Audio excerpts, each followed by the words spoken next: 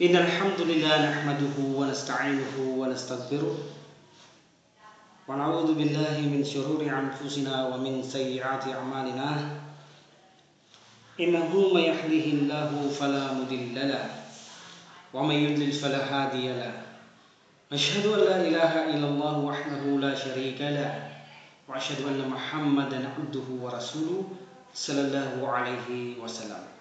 Assalamualaikum warahmatullahi ta'ala wabarakatuh. So ipagpapatuloy natin ang ating chapter 8 o lesson 8 hinggil sa paniniwala ng mga Shia, at natapos na natin ang paniniwala nila sa Quran at dumako naman tayo kung ano mayroon sila, ang mga rejectionist na ito na o Rafida na paniniwala mayroon sila sa Sunnah. Ang Sunnah para sa kanila ay walang alinlangan, kung saan naniniwala sila na ang Sunnah ito ay mula sa salita at ganoon din mula sa gawa at pag-aproba. Katulad ng paniniwala ng mga Sunni kay Propeta Muhammad sallallahu alaihi wasallam na ang Sunnah mula sa salita, sa gawa at approving ng Prophet Muhammad sallallahu alaihi wasallam.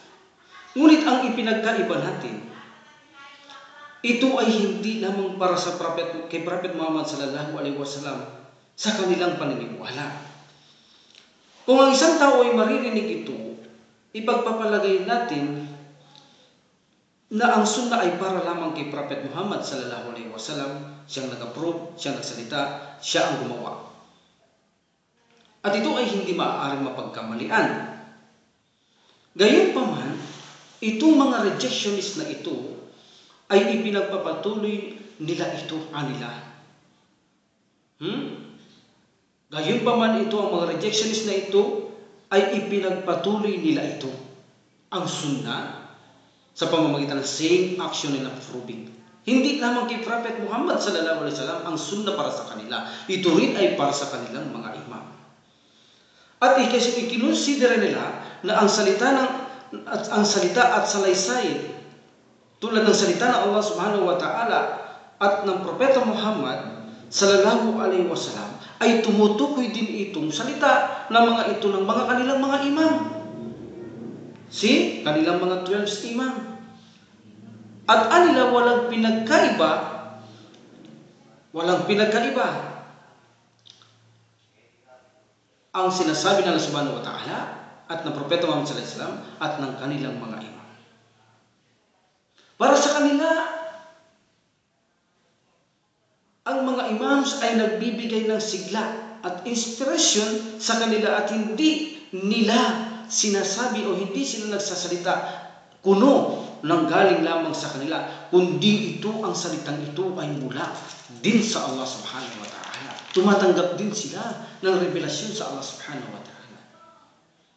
Kaya sa kanilang paniniwala na ang Sunnah, pagkatapos ng Prophet Muhammad sallallahu alaihi wasallam, sila ang magpapatuloy ng Sunnah sa pamamagitan ng proving, action, and saying.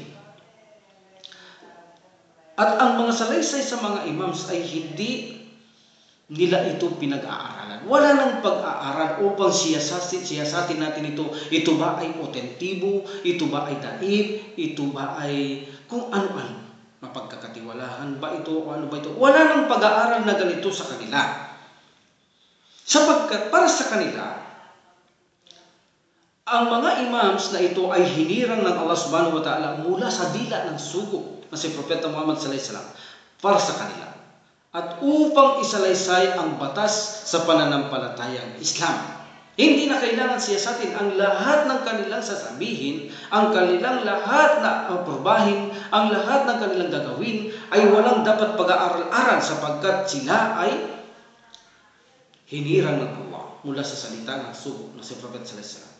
Ito ay nakatala sa Al-Mudaffar, Usul al-Fiqh, Al-Mukarram, page 351, at mula sa As-Salus, page 274. At gayon din ay pinaniniwalaan nila na walang pinagkaiba ang salita ng mga imam kahit noong sila ay mga bata pa.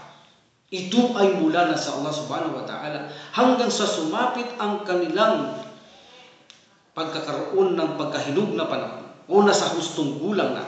Ang lahat ng kanilang sinasabi ay katulad ng Prophet sallallahu alaihi wasallam, hindi sila nagsasalita ng ganang kanila. Maging sila pa lamang ay maging bata, binatilyo, at nasa tamang edad, ang lahat ng mga ito ay dapat tanggapin sapagkat ito ay galing lahat sa Allah subhanahu wa ta'ala. Ito ang paniniwala nila sa sunnah. Dahil para sa kanila, ang kanilang mga imams, ito ay hindi nakakagawa ng kamalian. Hindi ito nalilito, hindi nakakalimot ang mga ito. Hindi nakakagawa kahit na sinasadya ay hindi nakakagawa ang mga imams na ito kanila. Hindi nakakalimot, hindi sinasadya. Kung kaya ayon sa kanilang kasalukuyang makabago na syuyok na si Abdullah Fayyad sa kanyang aklat na Tariko Imamiyya, page 140, ang paniniwala sa mga imam na ang kanilang mga salaysay ay mga autentibo na walang kondisyon upang siyasatin, sapagkat ang kanilang salita ay salita ng Allah. Tulad ng Prophet Muhammad sallallahu alaihi wasallam na hindi mo kailangan siyasatin ang salita ng Prophet sallallahu alaihi wasallam sa kanyang panahon. Sapagkat hindi nagsalita ang Prophet sallallahu alaihi wasallam nang galing sa kanya, mga autentibo, ganun din ang mga imam anila.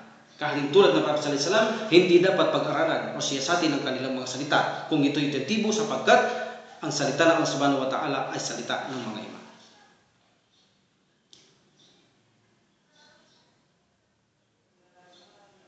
Hindi tulad ng Ahlus Sunnah wal Jamaah nila, ang mga salita ng mga sahaba ay pinag-aaralan. Ngunit sa kanila, hindi. Sapagkat para sa kanila ang mga imam, gaya ng isinalaysay mula kay Muhammad Muzaffar sa kanyang aklat Aqaidul Imamiyya, page 166, ang mga imam, sila yung nagpatuloy pagkatapos ng Propeta Muhammad sallallahu alaihi wasallam. Kung kaya para sa kanila ang mga imam ay katulad din ng sugo. Ang kanilang salita ay salita ng Allah, ang utos nila ay utos ng Allah, at sila hindi nag-aakda maliban ito'y mula sa Allah subhanahu wa ta'ala. Mula ito kay Ibn Babawish, Al-Itikadat, page 106. Katulad ng paniniwala nila patungkol kay Abi Abdullah, kung saan siya ay may akda ng Al-Khafi na sinabi niya, ang hadith ko ay hadith ng aking ama. Ang hadith ng aking ama ay hadith ng aking lolo. Ang hadith ng aking lolo ay hadith ni Al-Husayn. Ang hadith ni Al-Husayn ay hadith ni Al-Hasan. Ang hadith ni Al-Hasan ay hadith ng sugo. At ang hadith ng sugo ay salita ng Allah subhanahu wa ta'ala. Usul Al-Kafi, Kitabul Fadlil Ilm, volume 1, page 53. At ang komentarista sa aklat na ito ay nagsabi na ang hadith ng bawat isa sa kanila ay ang salita ng Allah. At walang pagkakaiba sa kanilang mga salita. Ang komentaryong ito ay mababasa sa Al-Mazin Darami, volume 2, page 272. At dito aniya ay ipinapahintulot sa bawat isa sa kanila na magsabi o magsalaysay mula sa kanilang mga imams na anuman ang isinalaysay ng mga ito ay salita ng Allah. Kung kaya para sa mga Shia, Rafida, Rejectionist, ang sunnah para sa kanila ay hindi lamang tanging sa sugo, kundi maging ganun din sa kanilang mga imam, ang sunnah ay nasa kanila. Ang salita ng mga imam ay salita ng Allah at salita din ng sugo na si Propeta Muhammad sallallahu alaihi wasallam. Sinabi nila ang mga bagay na ito ayon sa kanilang dalawang saligan, na ang anumang salita ng kanilang mga imam ay salita din ng sugo, at ang anumang salita at anumang sabihin ng mga imam ay pruweba para sa mga tao na ito ay dapat paniwalahan, obligasyon nilang sundin, anuman ang gustong sabihin ng mga imam, ito ay revelasyon sa kanila, ito'y dapat sundin, ito'y obligasyon na dapat sundin. Alam ba ninyo sa kanila na ang paniniwala o kaalaman ay may dalawang kahulugan? Unang kaalaman sa kanila ay ang bagong revelasyon. At ang pangalawa ay ang kaalamang namana kay Prophet Muhammad sallallahu alaihi wasallam. Unahin natin ang kaalamang daw na bagong revelasyon. Ang kaalaman ng mga imam na ito ay tiyak ang nila, bagamat bago ito ay tiyak ito at walang alinlangan ang revelasyon ng walang kamalian at tiyak at totoo at tunay na mula sa Allah subhanahu wa ta'ala nila. Sapagkat ito ay nakatatak sa puso ng mga imam ang mga revelasyon ito o nakaukit sa kanilang puso ng mga imam. Kung kaya sila hindi mapag-iisipan at mapag-aalilangan sila magkakamali, kaya hindi na kailangan silang suriin sapagkat nakatatak sa kanilang mga puso ang mga revelasyon ito. Usul al-Kafi, Volume 1, page 264, ibig sabihin ang mga imam ay hindi nagkakamali. Hindi nagkakamali.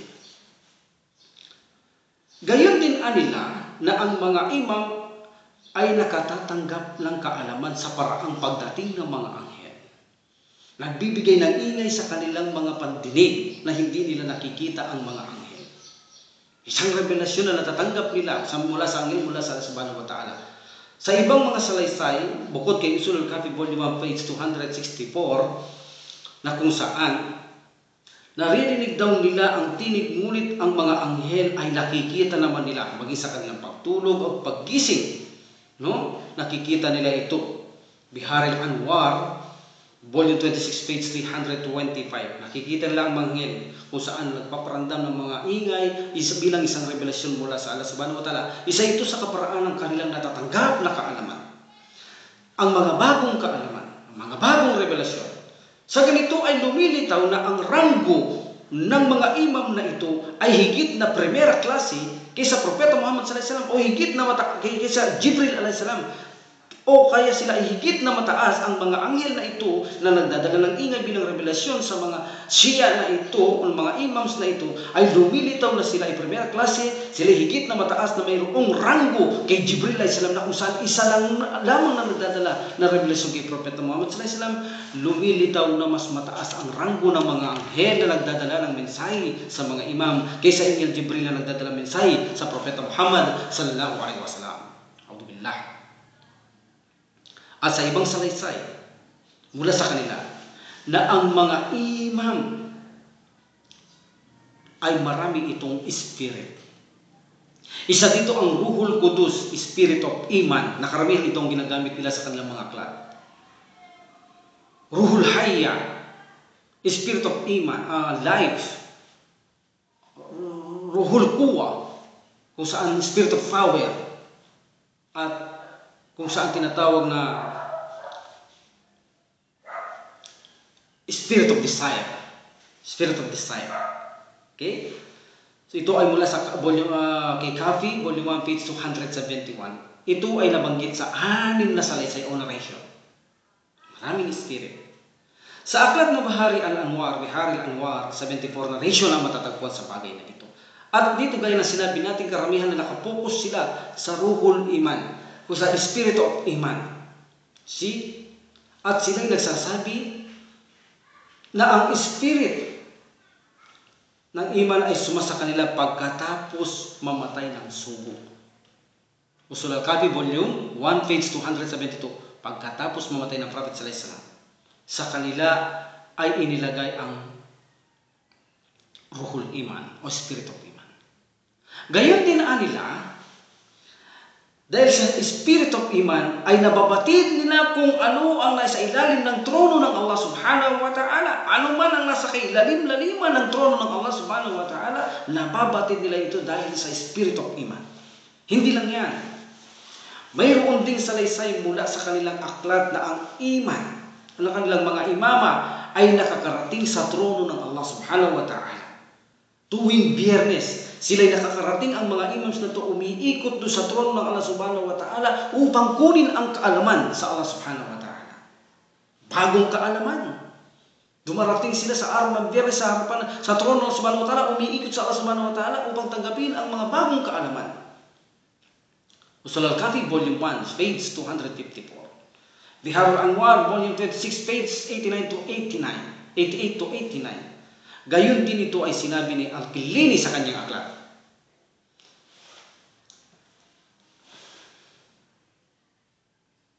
Gayon din sa aklat ng Bihar al-Anwar, Volume 39, page 157. Sinabi na ang Allah subhanahu wa ta'ala ay kumakausap kay Ali radhiyallahu anhu at ito ay dinidikta naman ni Jibril bilang bagong mga revelasyon. Ito ay mula sa 17 narration mula sa kanilang mga aklat. Mayroon itong 17 narration. Ang lahat ng kaalamang ito ay pinapatungkol nila sa bagong kaalaman, bagong revelasyon at kung paano nila nakita ang bagong utos, kung paano nila nakuha ang bagong utos bilang revelasyon mula sa Allah subhanahu wa ta'ala. Na hindi man natin ito narinig sa banal na Quran at kay Prophet Muhammad sallallahu alaihi wasallam. At ayon din sa kanila, kapag ang layunin ng isang imam na malaman ang isang bagay, walang hindi ipaalam sa kanya. Ang lahat ay ipaalam sa kanya. Ang lahat ay ipaalam sa kanya. Anuman ang gusto niyang malaman, ay ipaalam ito sa kanya. Ito ang kanilang paniniwala. Anuman ang gusto o naisin ng kanilang imam sa isang bagay upang malaman, ipaalam ito sa kanya. See? Ibig sabihin ay kung gusto niyang malaman kung kailan ang araw ng paghuhukom, malalaman niya. Kung kailan mamamatay si Fulano, malalaman niya saan lugar at saan anong oras. Malalaman niya. So, ibig sabihin lahat ng gusto nila ay malalaman nila hanggat ito ay kanilang ninanais na malaman. Salungat sa sinasabi ng Allah subhanahu wa ta'ala sa banal na Quran. Sa chapter 79,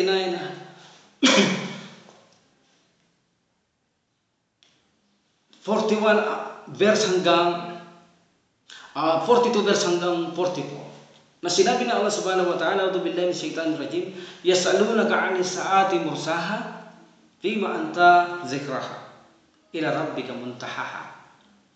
Kung sila'y nagtatanong sa araw o sa oras kung kailan ito, kung kailan kaya ang kanyang takdang panahon, ibig sabihin ang araw ng paghukom, tinatanong kay Propeta sallallahu alaihi wasallam kung kailan ito. Sinabi ng Allah subhanahu wa ta'ala kay Propeta sallallahu alaihi wasallam, "Ikaw ay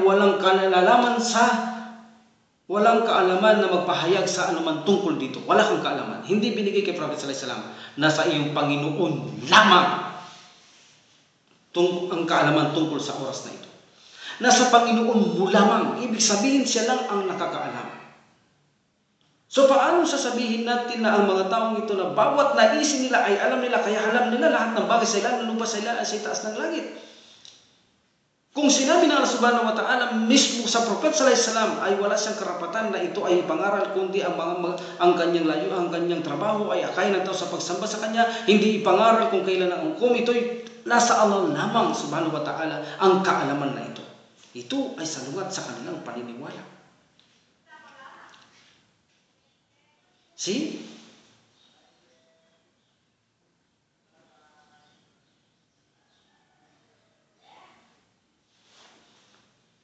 So sinasalungat nila ang banal na Quran. Anila, ang kaalaman mula sa sugo. Ito naman ang pangalawang kaalaman na mamana kay Prophet sallallahu alaihi wasallam. Ang kaalaman mula sa sugo ay nakuha nila ito bilang iniwan ng Prophet sallallahu alaihi wasallam.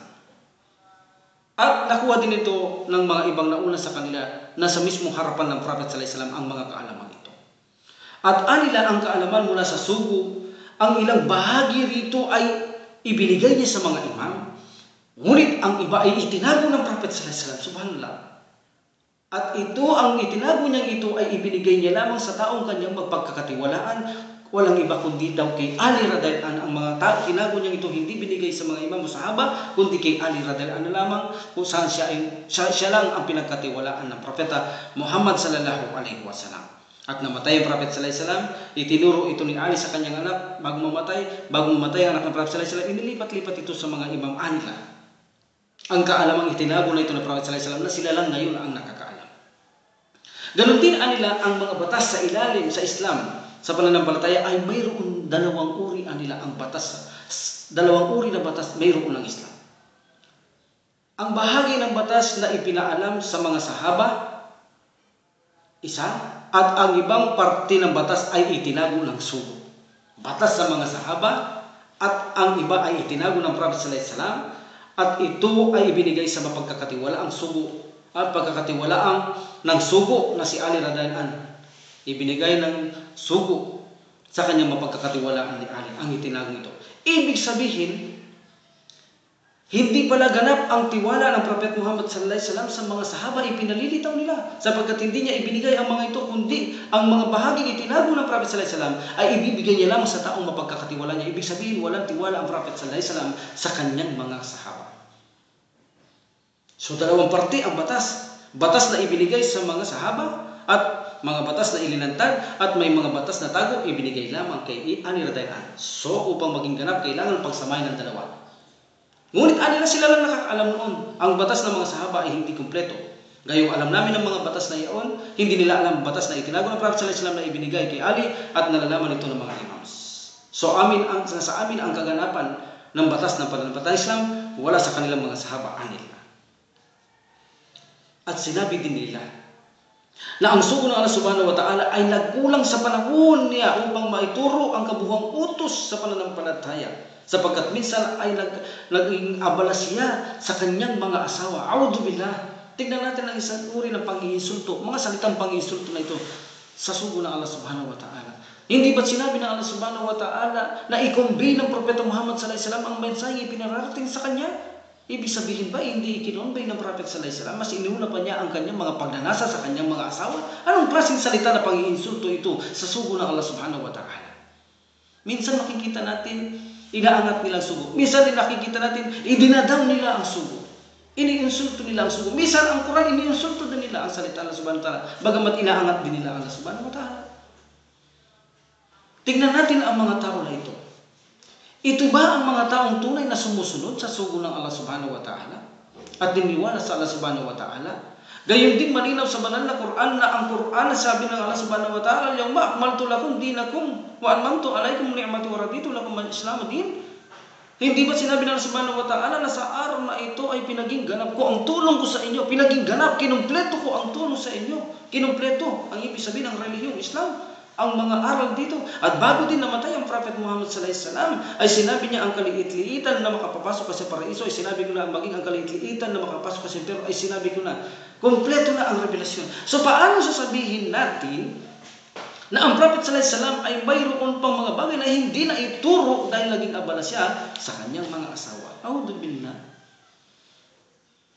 Bakit nila sinasabi ito? Sapagkat para sa kanila ang din pagkamatay ng sugo ay hindi kumpleto.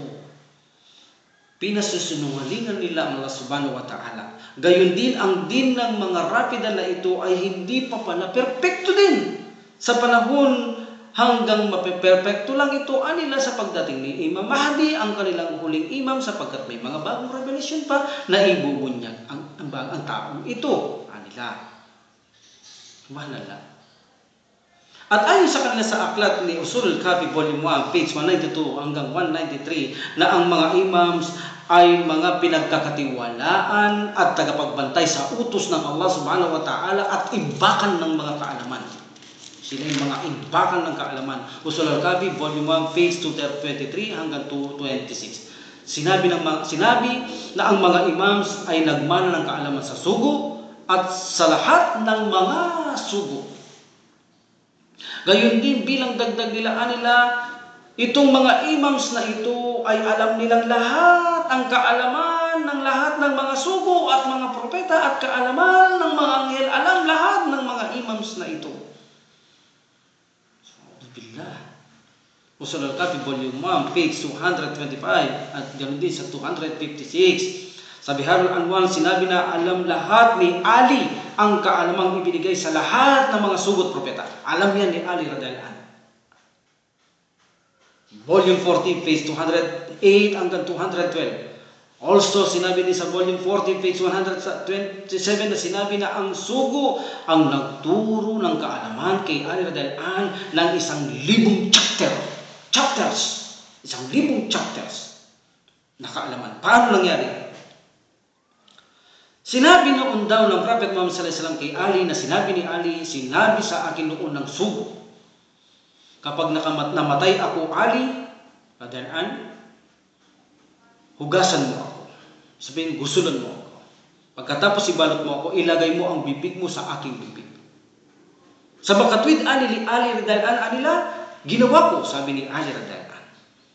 Sa makatwid anila, sa pagkamatay ng Prophet sallallahu alaihi wasallam, nangyari ani ginawa ko ito at nalaman ko ang mga kahalaman, lahat ng kaalaman, hanggang sa kabilang buhay, sabi ni Ali anila. Sa makatwid anila, anumang sabihin ni Ali, pagkatapos mamatay ng sugo, ito ay mula sa sugo na ipinaalam kay Ali radhiyallahu anhu, na mula sa Allah subhanahu wa ta'ala. Kaya ang sunnah ay patuloy pa rin pagkatapos ng Prophet sallallahu alaihi wasallam. Hindi pa tapos, ipinagpapatuloy pa ni Ali at ng kanyang mga imam na iniwanan. Biharul Anwar, volume 40, page 215. Sinabi din nila na sila ay tumatanggap ng aklat at talaan mula sa sugo. Tumanggap daw ang mga imam ng aklat at mga talaan sa sugo. Kabilang dito ang aklat na kung saan ang chapter as-Sahifa, al-Jafir, al-Jamia at mushaf ni Ali at mushaf ni Fatima. Itinago pala ito ng Prophet Muhammad sallallahu alaihi wasallam. Ibig sabihin sa mga tao, sinabi, paano naging kumpleto ang aral ng Islam? Ay mayroon palang itinago na ibinigay na aklat ng Prophet sallallahu alaihi wasallam sa mga ito? Paano sinabi na Allah subhanahu wa ta'ala at ng Prophet sallallahu alaihi wasallam naganap na, kumpleto na ang aral ng Islam? Higit kayang magaling ang mga taong ito sa Allah subhanahu wa ta'ala at kay Prophet Muhammad sallallahu alaihi wasallam?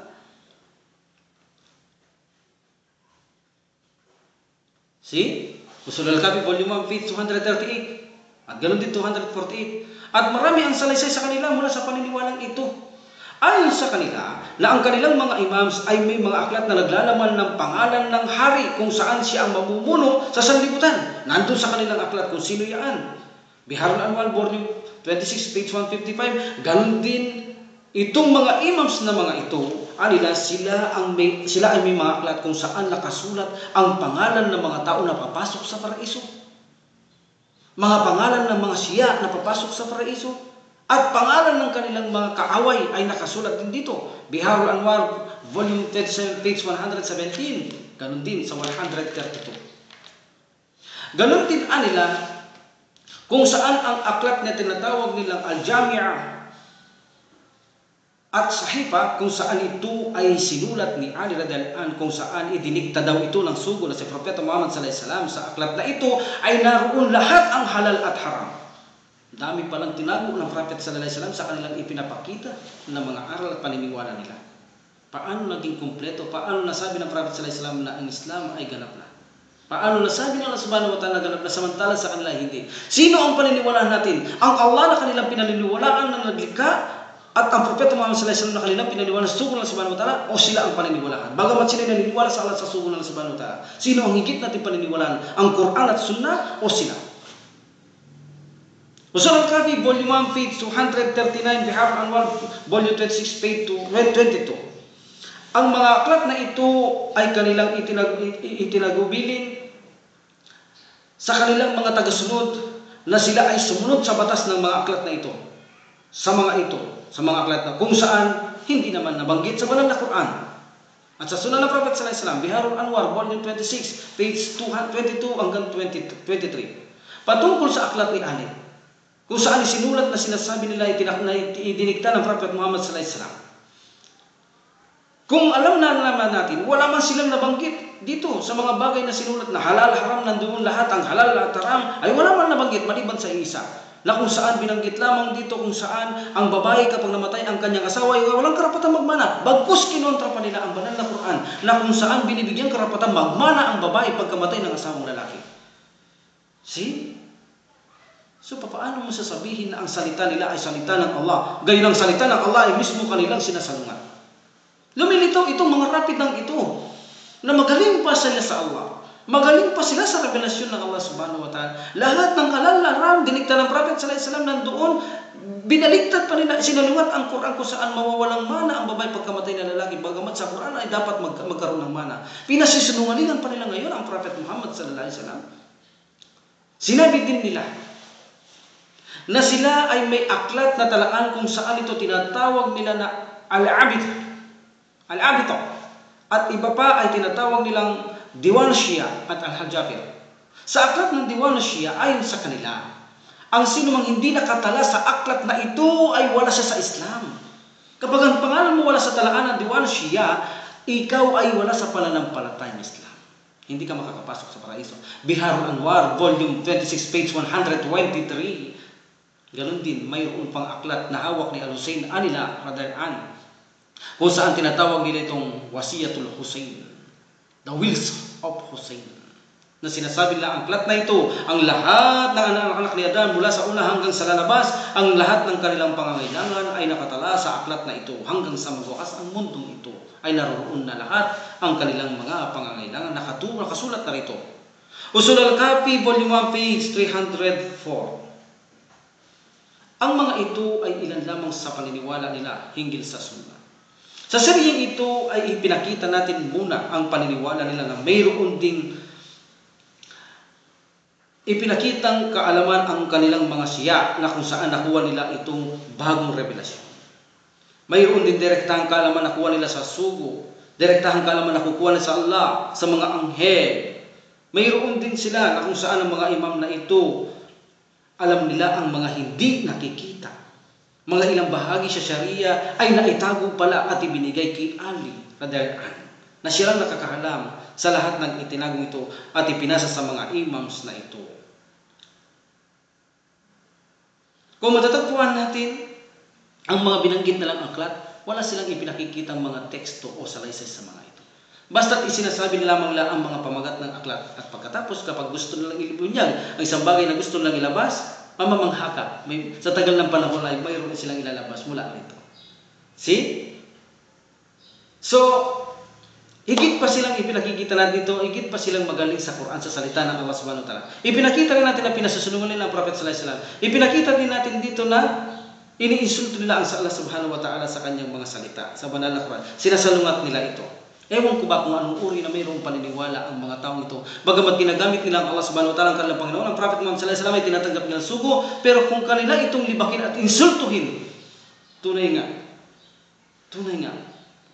ay kahindik-hindik at kasindak-sindak ang mga gawain at pananalita ng mga taong ito na kung saan hindi sila nangingilabot sa kanilang mga pinagsasabi at mga ginagawa hinggil sa kanilang paniniwala.